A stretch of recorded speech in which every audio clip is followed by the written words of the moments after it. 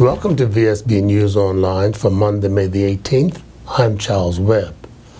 After the defeat by 19 to 12 votes in the House of Assembly on Friday, the opposition Progressive Labour Party does not intend to let the issue of the redevelopment of the L.F. Wade International Airport die. Shadow Finance Minister David Burt indicates the opposition may have been bloodied but are unbowed. Well, I think the next step is we'll continue our public campaign to continue to apply pressure. We've seen that 75% of people do not support the way that this deal has gone through, and there are other things that we'll have to look at doing. There are lots of different ways that we can look at trying to make sure that Bermuda gets the best deal possible. As I've said plenty of times before, it does not matter to me if Aecon ends up building the airport. I just believe that Aecon should have to compete against other companies to ensure that we are getting the best deal. It is impossible, and nobody on Friday in the One Bermuda Alliance was able to say that the Bermuda public is getting the best deal, because the Aecon has not had to compete on price with anyone else. That cannot be right, that cannot be proper, and when we're talking about a 35-year contract with revenues that will go to Aecon, which will easily exceed $1 billion, we have to make sure that we're getting the best deal possible. If another contractor can save us $50 million over 35 years, that's $50 million that can be spent somewhere else. That's $50 million that can be spent on scholarships. That's $50 million that can be spent on seniors. That's $50 million that can be spent for debt reduction. There is money, there is a large amount of money here at play, and we owe it to the Bermudian public to follow the law and get the best deal possible for the Bermudian people. The Good Governance Act is very specific. It says the Office of Project Management and Procurement is in charge of all government contracts. The Office of Project Management and Procurement does not agree with this deal. And for the Minister of Finance and the OBA to go along with overruling the Office of Project Management Procurement, as I said, should alarm all taxpayers. That's companies that pay taxes, and those are people who pay taxes, because we have rules and laws in place to make sure that things are done properly. And in this case, they are not being done properly. Are voters losing faith in the ability of either the OBA or the PLP to manage the economy? It would appear so, according to a poll by Profiles of Bermuda released today. While 3 in 10 voters trusted the OBA, 32%, and the PLP, 29.1%, to handle the economy, an equal amount of 31.1% stated neither. Profiles Managing Director Cordell Riley was asked what should one deduce from these figures. Primarily because the question about neither party wasn't an option. They had to volunteer that. So the respondent would, or the interviewer would say, which party do you think would handle the economy better, OBA or PLP? And the respondent would say neither of them. Do you think the current situation regarding the airport may have contributed to this type of viewpoint? I'm not so sure that that single issue would have contributed. I think what has happened is you're finding more people that are out of work.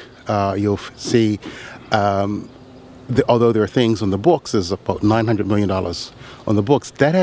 None of that activity has really started as yet. So people haven't really felt the impact. So right now, they're still saying, where is it all going to? It's not really happening as yet. Not being a statistician, what do these type of figures tell us?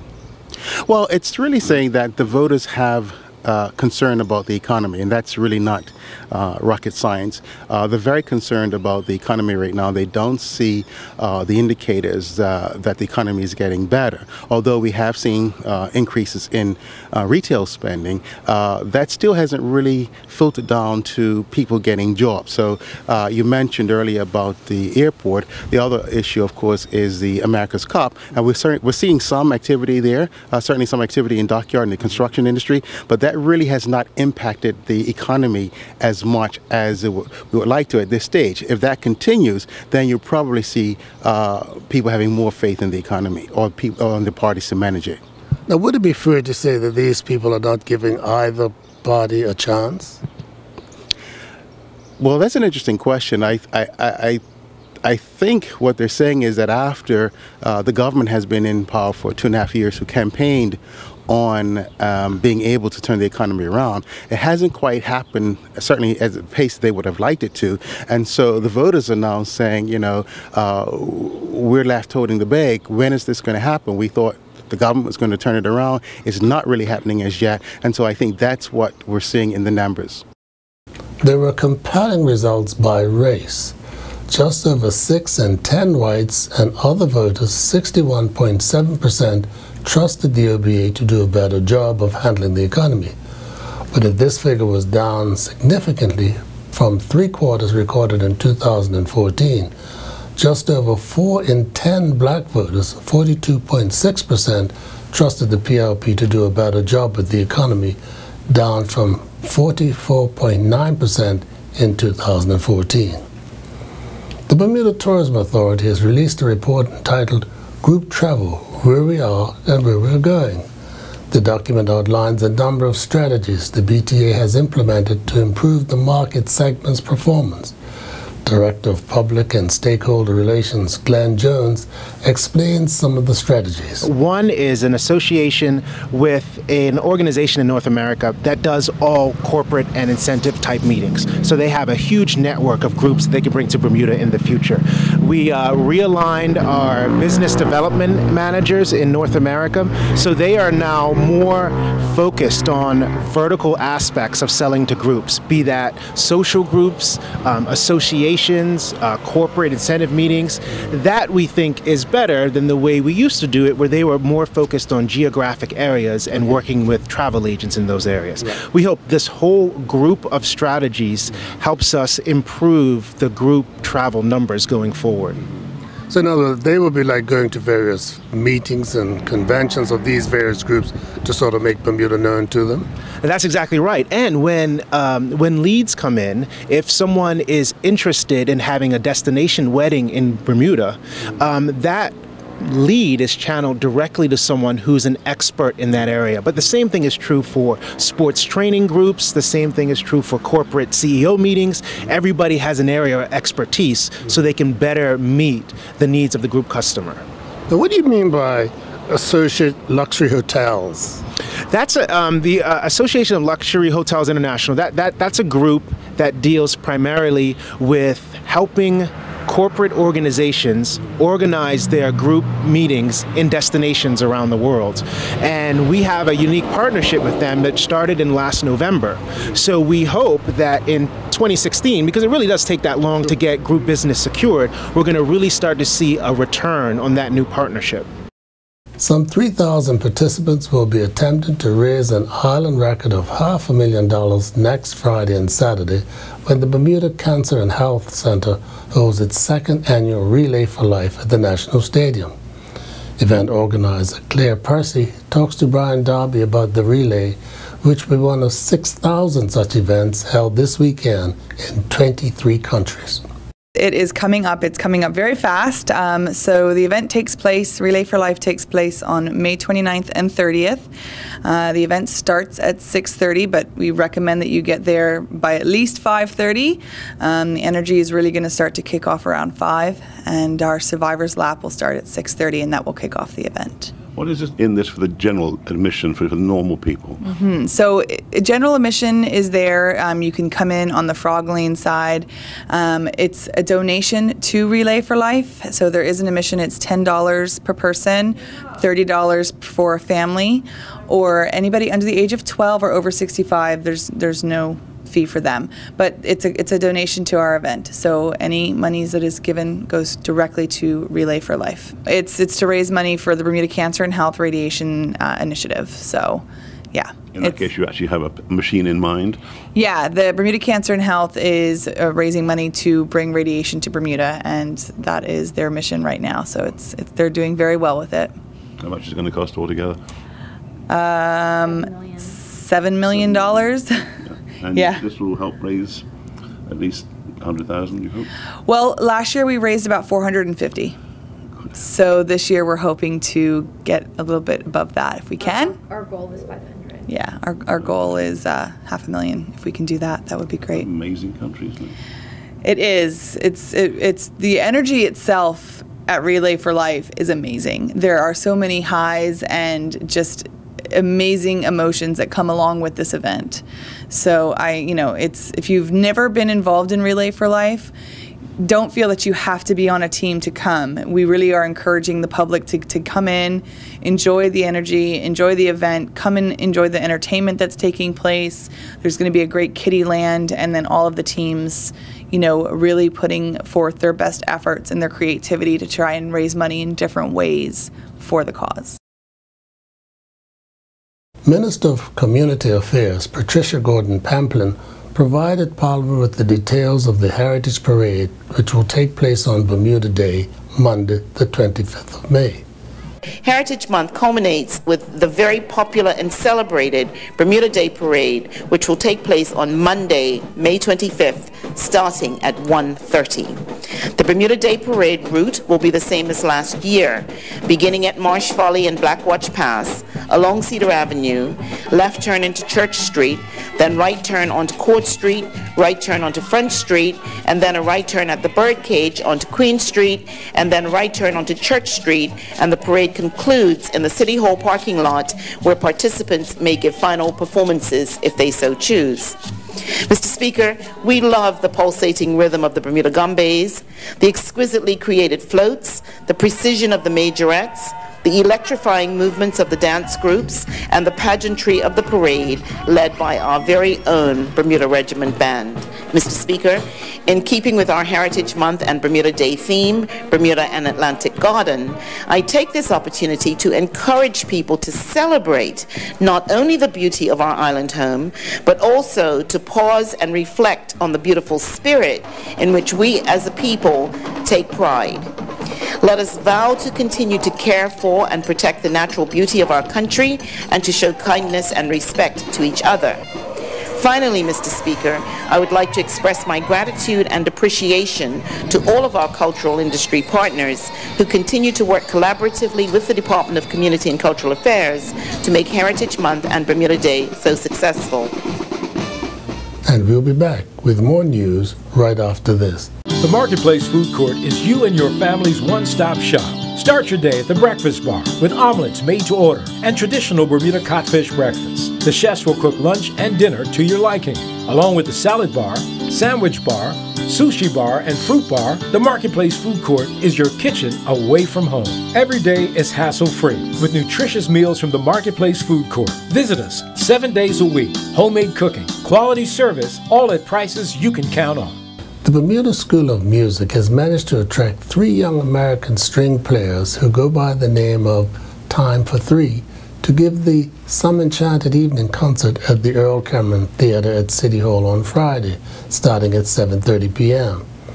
As organizer Chaz Arnold points out, these are not your usual musicians. Well, this is the 18th year we've had Some Enchanted Evening. It started off as a small concerts in St. John's Church, actually. We used to play under the stars at Bacardi. We've played at the Southampton Princess, and we've made our home at City Hall at the Earl Cameron Theater for the last few years. What do we expect this time? Well, this time we're really excited. We have a group, a young string trio called Time for Three. I think it's a play on Time for Tea. And they're really amazing musicians. Just to give you a little background on them, they were students at Curtis Institute in Philadelphia, a really famous music school there. And they're just amazing, classically trained musicians. And they came together to find this as like an outlet for improvisation. The classical music can be fairly strict, and it doesn't allow for a lot of that sort of push and pull improv. And so they come together, they put their own arrangements together. Some are classical, they do bluegrass, folk music. They also do some renditions of popular music, Justin Timberlake, Kanye West. I think on their website right now they're featuring Fireworks from Katy Perry, and they just exude a lot of energy and are able to sort of play around and do the things that they want to do on their instruments. And you'll be backing them up? No, they're on their own this time. We've had students playing, we've had some of the orchestra or some of the other faculty playing on this concert, but they get to play their own 2 45-minute sets for the concert on Friday.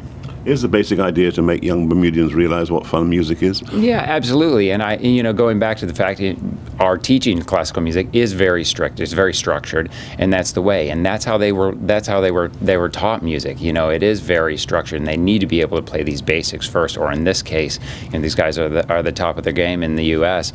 And it takes that. But this can be what what can be done afterwards. They can really take it and sort of do what they want to it, sort of within parameters or with no structure at all. Hopefully, this is all in honor of the music school. Yeah, absolutely. Partnery has been sponsoring this event from us since the beginning. So 100% of the ticket proceeds from the concert on Friday go to bursaries for students with financial need, which is really great, giving them the opportunity. Bermuda has produced its first annual report on sustainable development, and Premier Michael Dunkley says he's pleased to be able to report that 81% of the recommendations contained in the document have been completed or are a work in progress. This SD plan is currently the only national plan that addresses the range of issues that impact national policy development and our sustainability. Broadly, this includes issues that are social, economic, and environmental, three dimensions of the sustainable development. I am pleased to report, Mr. Speaker, that to date, 81% of the recommendations have been completed or continue as work in progress by their nature. Following the production of this SD plan, the Sustainable Development Department was established as a dedicated resource within government with overall responsibility for ensuring the implementation of the SD mandate. The SD Department, in consultation with the SDRT, Mr. Speaker, also generates awareness and understanding and encourages compliance with the social, economic, and environmental themes and actions contained in the plan. Mr. Speaker, the SDRT has demonstrated its relevancy by advancing a number of topics of significance to Bermuda, combining public education and outreach with overarching policy recommendations to Cabinet. Such topics have included housing, strengthening families, the production of an economic toolkit, and strong families make strong community brochures. These and the continuing work on a long-term strategy for water and one for food supply and security demonstrate the breadth of the subject matter under the umbrella of sustainable development. Mr. Speaker, one proactive method of embedding sustainability principles is the use of sustainability impact assessments. These are used to assess the likely economic, social, and environmental effect of policy, strategies, plans, and programs before they have been formulated. Another opportunity results from the SD indicators, Mr. Speaker. These SD indicators report on the extent to which current policies are enabling our national sustainability in areas of the economy, education, housing, public safety, the environment, and health. And now we turn to Earl Baisden with the latest from the sports desk. Tyler Smith and Martina Olaseki-Bao are the 2015 Aon Sprint Distance Triathlon male and female champions. 16-year-old Smith clocked a winning time of 1:02.14, with defending champion Jonathan Herring finishing in second in a time of 1:05.49. Tucker Murphy finished third in a time of 1:07.02. Olaseki-Bao finished in a time of 1:13.56. She crossed the line 12th overall, while Christine Palmer was the second female finisher and 19th overall with a time of 1:16.19. Amber Mather finished 23rd overall and was the third female finisher in a time of 1:17.40. The Southampton Rangers celebrated winning the Balco Cup for a 9th time with a 3-wicket victory over St. David's Cricket Club, the defending champions, at Lord's and St. David's yesterday. St. David's were sent to bat by Southampton Rangers and were bowled all out for 137 in 38.2 overs. Justin Pitcher was the top scorer with 33, while Dalwan Borden added 30. The only other batsman in double figures was McLaren Lowe with 12. Derek Brinkman was the pick of the Southampton Rangers bowlers with figures of 8.2 overs, 3 maidens, 3 for 21, while Dion Stovall bowled 8 overs. He had 1 maiden, he took 3 for 27. In reply, Southampton Rangers scored 139 for 7 in 44.2 overs. For the second weekend in a row, teenager Alex Dorr guided them to a trophy with a knock of 64 not out. Ian Armstrong added 15 and Gennaro Tucker scored 13. George O'Brien was the pick of the St. David Cricket Club bowlers with figures of 9.2 overs, 3 maidens, 3 for 26. On Saturday in the semi-finals, Southampton Rangers defeated Bailey's Bay by 125 runs. Scores: Southampton Rangers 217 for 9 and Bailey's Bay all out for 92. Up at the Somerset Cricket Club, St. David's defeated Willowcotts by 145 runs. St. David's scored 228 for 8 in their allotted 50 overs and bowled Willowcotts all out for 83. There was one lone First Division match over the weekend. It saw Western Stars defeat the Bermuda Under-19 national team by 104 runs. Western Stars scored 190 all out, with the Under-19 national squad all out for 86. The defending champions, South African Bokjoy, got their co-ed touch rugby league title defense underway in fine style by racking up 17 tries at the National Sports Centre on Friday evening. Corbett's Vermac scored 5 tries to lead his team to victory. The Buccaneers team also went undefeated on the night, and they were led by a cameo appearance from 16-year-old Johnny Hodgkins, who was back from school, while the national team was the third team to go undefeated on the night, led by Tom Healy. Lisa Blackburn took to the pool for the 2015 Arena Pro Swimming Series in Charlotte. She competed in the 50-meter long course butterfly. She finished 52nd overall, touching the wall in a time of 30:07. She also competed in the women's 100 long course meter breaststroke, finishing 39th overall, touching the wall in a time of 1:14:43. Sophomore Dej Miners of the Franklin Pierce University men's track and field team has been selected to the NCAA championships, as the NCAA announced recently. Meanwhile, Tahira Butterfield represented the University of Albany at the 2015 ECAC Track and Field Outdoor Championships. Butterfield just missed out on a semifinal spot when she finished 4th in Heat 2 of the women's 100-meter dash preliminaries and 18th overall in a time of 12:22. The Bermuda National Athletic Association held their 7th track meet of the season at the National Sports Center. In the under-12 girls 100-meter run, it was won by Jade Johnston, who clocked a time of 5:31:54. In the under-17 boys 3,000-meter run, Jaden Ming ran to victory in a time of 10:09:19. Zakaya Lewis won the under-17 girls long jump with a top leap of 5.10 meters. Stephen Dickinson and Pak Young won the Mid-Winters Comet Regatta off the West End Sailboat Club yesterday with 3 points. Dickinson and Young won all 4 races of the day, while Raquel Evans and Christine Bernard finished in second with 6 points, and Gladwin Lambert and Zuri Gibson finished in third with 10 points. In YAO Cal Ripken Division baseball action on Saturday, the Cardinals defeated the Cubs 10-8.